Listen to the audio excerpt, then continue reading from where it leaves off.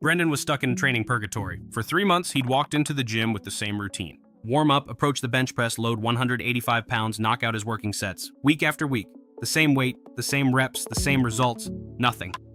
Every Monday, he'd feel optimistic.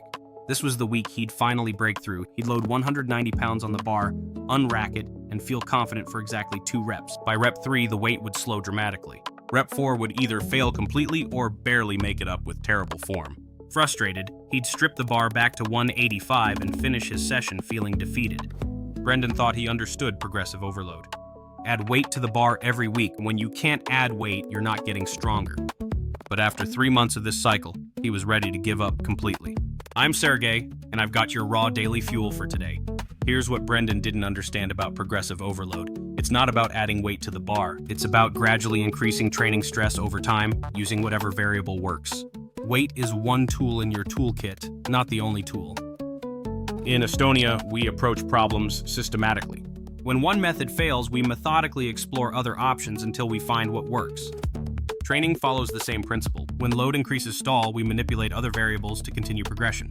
Progressive overload has 7 primary methods, and most people only use 1. Let me walk you through all 7 so you never get stuck in Brendan's frustrating cycle.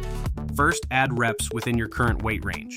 If you're stuck at 185 pounds for 6 reps, work up to 185 pounds for 10 reps before increasing load. Once you hit the top of your rep range, add weight and drop back to the bottom. This rep progression alone can keep you advancing for weeks. Second, add sets at the same weight and reps. If you're doing 3 sets of 6 reps, progress to 4 sets, then 5 sets before increasing load. More total volume at the same intensity creates adaptation stimulus without requiring heavier weight. Third, increase training frequency. Train the muscle group twice per week instead of once per week. This doubles your practice opportunities and allows you to accumulate more total volume without overwhelming any single session. Fourth, slow down the eccentric portion of the lift. Take 3 to 4 seconds to lower the weight instead of 1 to 2 seconds. This dramatically increases time under tension, making the same weight significantly more challenging without adding plates. Fifth, decrease rest periods between sets.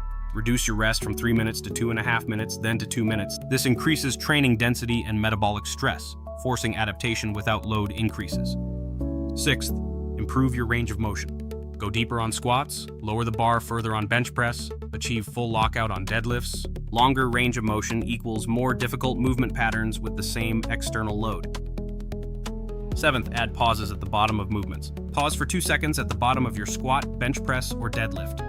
This eliminates momentum and stretch reflex, making the lift significantly harder without adding weight.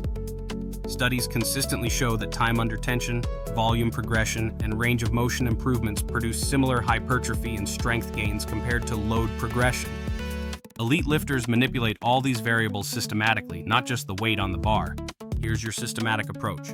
Choose one progression method per training block of 4 to 6 weeks. Master it completely before adding another variable. Don't manipulate multiple variables simultaneously because this creates confusion and makes it impossible to identify what's working. Brendan learned this lesson and applied it methodically. Weeks 1 and 2, he added reps, progressing from 6 reps to 10 reps at 185 pounds. Weeks 3 and 4, he added sets, going from 3 sets to 5 sets. Weeks 5 and 6, he slowed his eccentric tempo from 1 second to 3 seconds. After 6 weeks of systematic progression using these methods, Brendan loaded 190 pounds on the bar, and it moved like his old 175. 2 weeks later, he benched 205 pounds with better form and control than his old 185-pound max. Same training time, same effort, but distributed across variables his body could actually adapt to. Your challenge is to identify one lift where you've been stuck for weeks. Choose one progression method from these 7 options. Apply it systematically for 4 weeks while tracking every detail. Once you've mastered that variable, either add weight or move to the next progression method. Stop chasing numbers that your body isn't ready for. Start manipulating variables that create sustainable adaptation. Progression is non-linear, multivariable, and systematic. I'm Sergei, and that's your raw daily fuel. Remember, in Estonia, we value efficiency over flash. Progressive overload is systematic stress increase using whatever variable works. The strongest lifters manipulate all variables, not just the weight on the bar. If this resonated with you, subscribe to Raw Daily Fuel. Diverse voices, global perspectives, one mission, giving you the systematic progression that builds lasting strength.